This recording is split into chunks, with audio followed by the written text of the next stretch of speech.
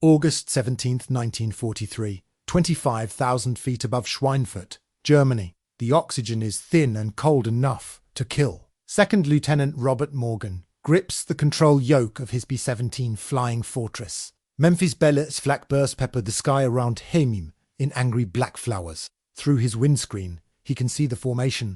18 bombers flying in tight combat box, their aluminum skin gleaming in the morning sun. Beneath them, the ball-bearing factories of Schweinfurt churn out the precision components that keep the entire German war machine moving. Today, those factories are about to become rubble. But first, Morgan and his crew have to survive the fighter gauntlet. The radio crackles with the voice of tail gunner John Quinlan. Bandits, 6 o'clock high, Focke-Wulfs, coming in fast. Morgan can't see them yet, but he knows they're there. The Luftwaffe has been shadowing this formation since they crossed into German airspace 40 minutes ago, probing defences, studying tactics, waiting for the perfect moment to strike. German fighter pilots are the best in the world right now, veterans of 3 years of combat over Europe and Russia. They've perfected the art of bomber interception. They know every weakness of the American heavy bombers, or they think they do. The Focke-Wulf 190s come screaming in from the high rear quarter,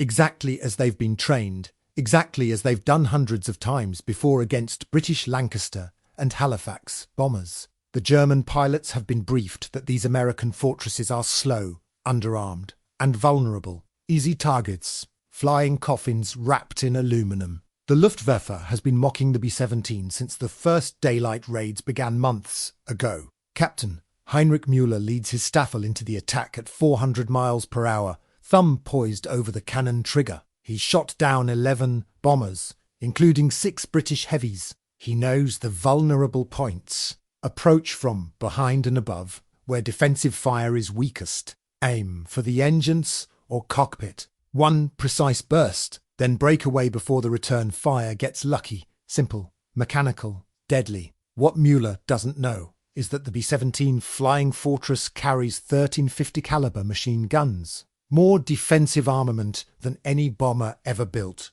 What he doesn't know is that every position, every angle of approach, is covered by overlapping fields of fire designed specifically to shred attacking fighters. He's about to learn. The German fighters close to 600 yards, 500 yards. The American gunners hold their fire, waiting, hands steady on their triggers despite the terror of watching enemy aircraft bearing down with cannons blazing. At 400 yards, ball turret gunner Staff Sergeant William Fleming opens fire. The 50 caliber machine guns erupt in a thunderous chorus that drowns out even the roar of the Wright Cyclone engines. Tracer rounds arc outward from every position on the bomber, creating intersecting streams of fire that turn the sky into a steel curtain. From the ball turret hanging beneath the fuselage, from the top turret behind the cockpit, from waist guns on both sides, from the chin turret, 13 guns fire a minute, hurling half-inch bullets at nearly 3,000 feet per second. Captain Muller's Focke-Wulf runs straight into the maelstrom. 50 caliber rounds punch through his left wing, shredding aluminum and severing control cables. His windscreen spider webs as a tracer clips the canopy frame. He jerks the stick hard right, breaking off the attack run before reaching firing range. Around him, 3 more FW-190s scatter, their planned, coordinated assault disintegrating under fire heavier than anything they've encountered before. In the Memphis Belle's waist section, Staff Sergeant Tony Starser watches through his gun sight as a German fighter peels away trailing smoke. Got him! I got him! His voice is high with adrenaline and disbelief. This is his 8th mission. He's 19 years old, but the Germans are far from finished. They've been surprised, bloodied, but not defeated. More fighters swarm in from different angles, learning, adapting. A pair of Messerschmitt 109s dive from directly ahead. Head-on attacks designed to exploit the relatively lighter nose armament on early B-17 models. Cannon shells slam into the bomber formation, tearing through thin aluminum, seeking fuel tanks, seeking crew. The B-17, 3 positions ahead of Memphis Belle, takes a 20mm round through the number 3 engine. Fire blooms orange against the blue sky. The pilot feathers the propeller, activates the fire suppression system. The fire gutters out. The bomber stays in formation, flying on 3 engines, its remaining guns still firing. This is what German pilots are learning in real time at a brutal cost. British bombers, when hit, usually went down quickly, their defensive firepower inadequate, their formations loose. But these American fortresses absorb punishment that should be fatal and keep flying. And their formations are tight, overlapping, each bomber protecting the others. Attack 1, B-17, and you're exposed to fire from 6 others.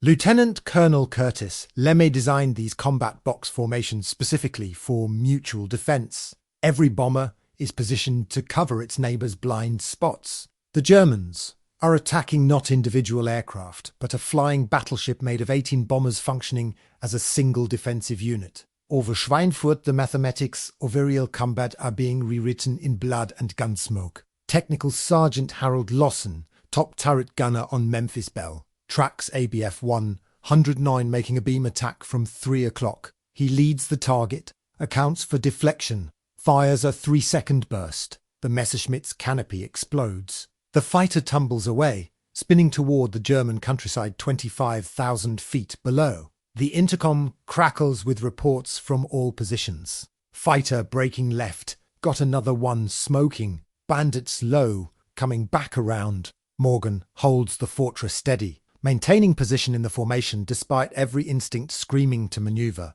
to dodge, to break. Breaking formation means isolation. Isolation means death. The German fighters press their attacks for 12 minutes that feel like 12 hours. Then, suddenly, they're gone, breaking off, turning back toward their bases. They're low on fuel and ammunition. More importantly, they've lost 8 fighters to the bombers' defensive fire. 8 pilots killed or wounded. The attack has cost more than it gained. The formation flies on toward Schweinfurt, engines droning, guns still smoking. The bombardier's voice comes over the intercom, unfocused. Bomb bay doors open. I have the aircraft. Captain James Varini's in the lead ship has taken control from his pilot. Eyes locked on the Norden bomb site, making microscopic corrections as the crosshairs drift toward the ball-bearing factories below. The formation is committed now, flying straight and level at 26,000 feet. Defenseless against flak, perfect targets for the German anti-aircraft batteries that have been tracking them for miles. Black puffs of 8mm flak burst around the formation in geometric patterns, each explosion sending thousands of steel fragments tearing through the air. Shrapnel pings against Memphis Belle's fuselage like deadly hail. A fragment tears through the thin aluminum behind Morgan's seat, missing his head by 8 inches. He doesn't flinch. Can't flinch. The bombardier needs steady flight or the mission fails. Bombs away. 250 tons of high explosive tumble from the formation's bomb bays, falling through for miles of air toward the factories below. The B-17s leap upward, suddenly lighter as the bombs begin their descent. Morgan banks left, following the lead aircraft, turning away from Schweinfurt as secondary explosions bloom orange and black across the industrial complex. But the mission is only half complete. Now they have to fly 600 miles back to England through the same gauntlet of fighters. The German pilots have regrouped, reinforced, and they're angry. This time they attack with different tactics, having learned respect for the flying fortress's defensive armament. They come in larger groups, coordinated strikes from multiple angles designed to overwhelm the gunners. They focus on bombers already damaged, seeking to finish cripples rather than attack healthy aircraft. A B-17 from the 91st Bomb Group takes concentrated fire from 4 FW-190s simultaneously. One engine explodes, then another. The bomber drops out of formation, losing altitude. Its gunners still firing even as the aircraft begins its death spiral. Morgan watches 3 parachutes blossom white against the German landscape. 7 men stay with the aircraft, dead or too wounded to jump. The formation tightens ranks, closing the gap where the bomber flew moments before. 17 aircraft remain. Technical Sergeant Casimir Nastel, right waist gunner, fires burst after burst at the swarming fighters. His gun barrel glows red hot. Spent shell casings pile up around his boots, ankle deep.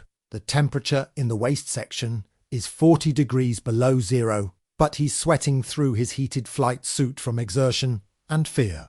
Messerschmitt 109 flashes past his window, So close he can see the pilot's face, see the yellow nose cone, see the muzzle flashes from the fighter's cannons. Rounds punch through Memphis Belle's right wing, walking a line of holes from root to tip. Fuel streams out, vaporizing in the slipstream. Navigator Captain Charles Layton calculates remaining fuel against distance to England. The numbers are bad. They might make it. They might ditch in the channel. It depends on how hard the headwinds blow and whether the punctured tanks can maintain pressure. Over Belgium, the Luftwaffe attacks intensify. This is their last chance to break the formation before the bombers reach the relative safety of British fighter cover. 20 German fighters swarm the combat box from every direction. The air is thick with tracer fire, cannon shells and the contrails of diving aircraft. Memphis Belle's tail gunner, John Quinlan, fires until his ammunition boxes run dry. Then he grabs spare belts and manually feeds rounds into his twin 50s, never stopping, never pausing. A Focke-Wulf makes a tail attack at point-blank range. Quinlan holds the trigger down, walking his fire into the German fighter's nose. The FW-190's engine disintegrates. The fighter 10 Sekunde tail by feet. Morgan's voice cuts through the intercom chatter. P-47s. 12 o'clock high. Our boys are here. 8 P-47 Thunderbolts dive into the melee. American escort fighters finally able to reach this deep into German territory thanks to newly installed drop tanks. The German fighters scatter immediately, unwilling to engage the heavily armed Thunderbolts. They peel away returning to base. Their ammunition expended, their fuel critical. The formation limps toward England. August 17, 1943. 2:30 p.m. RAF Bissingbourne, England. Memphis Belle crosses the English coast with two engines damaged. Fuel gauges reading dangerously low, and 83 holes punched through her airframe. Morgan sets up for landing. Gear down, flaps extended, nursing the crippled bomber toward the runway. The right main tyre, punctured by flak fragments, blows out on touchdown.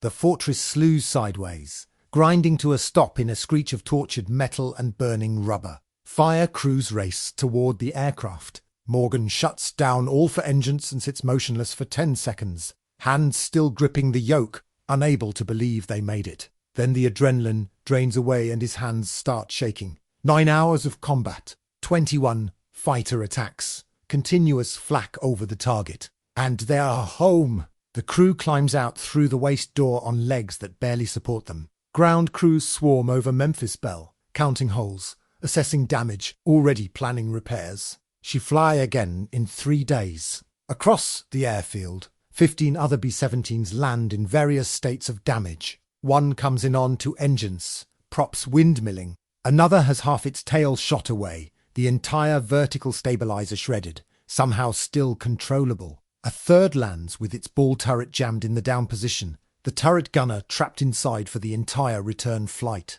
firing at fighters through the cramped glass sphere while dangling beneath the bomber. 2 aircraft don't come back at all. 40 men missing, presumed dead or captured. But the mission accomplished what no amount of German propaganda could deny. American bombers penetrated deep into the Reich in daylight, destroyed a critical strategic target, and fought their way home against the best fighter pilots in the world. The Flying Fortress, mocked by Luftwaffe pilots as underarmed and vulnerable, proved it could absorb catastrophic damage and continue fighting. In Germany, Luftwaffe intelligence officers compile after-action reports from their pilots. The assessments are sobering. Captain Heinrich Müller of the Bebelinghof submits a report that contradicts months of German propaganda. The American heavy bombers possess defensive armament far exceeding our estimates. Coordinated attacks by single fighters are ineffective and result in unacceptable losses. New tactics are required. The German High Command begins redesigning their entire fighter interception doctrine. They develop heavier armament, rockets and cannons capable of destroying bombers from outside the range of defensive guns. They create specialized bomber-destroyer units. They strip fighters from other fronts to defend the Reich, all because the B-17 Flying Fortress refused to die. By war's end, the 8th Air Force will lose nearly 5,000 B-17s to enemy action, but they'll fly over 290,000 combat sorties, drop 640,000 tons of bombs. and systematically dismantle German industrial capacity. The bomber crews will suffer a 50% casualty rate, the highest of any American combat branch. But they'll prove that strategic daylight bombing can work, that bombers can defend themselves, that air power can win wars. Memphis Belle will complete 25 combat missions without losing a single crew member, becoming the first B-17 in the 8th Air Force to finish a complete tour. The aircraft will return to the United States for a war bond tour, becoming a national symbol of American air power and crew courage. Lieutenant Robert Morgan will survive the war with 25 missions in Memphis Belle and additional combat tours in the Pacific, accumulating decorations that fill a display case. He'll spend the rest of his life answering questions about August 17, 1943, about what it felt like to fly through a sky full of fighters and flak, trusting his life to Boeing's engineering and his crew's gunnery. When asked in our 1989 interview why the B-17 succeeded where others failed, Morgan's answer was simple. The Germans called it a flying coffin. We called it the flying fortress. Turned out we were right. She brought us home when she had no right to still be flying. Holes everywhere, systems failing, fuel streaming out, but she kept flying. That's why we loved her. That's why we're alive. German pilots learned the same lesson the hard way, written in the wreckage of fighters scattered across France, Belgium, and Germany. You don't mock the flying fortress. You respect it. You fear it. Because behind every gun position sits an American kid who will fight until his ammunition runs dry. And beneath him sits an aircraft designed to absorb punishment that would destroy anything else in the sky. The arrogance of experience died over Schweinfurt on August 17, 1943. In its place came hard-won wisdom. The B-17 Flying Fortress had earned its name in blood and fire, and anyone foolish enough to doubt it wouldn't get a second chance to learn. The fortress didn't just live up to its name.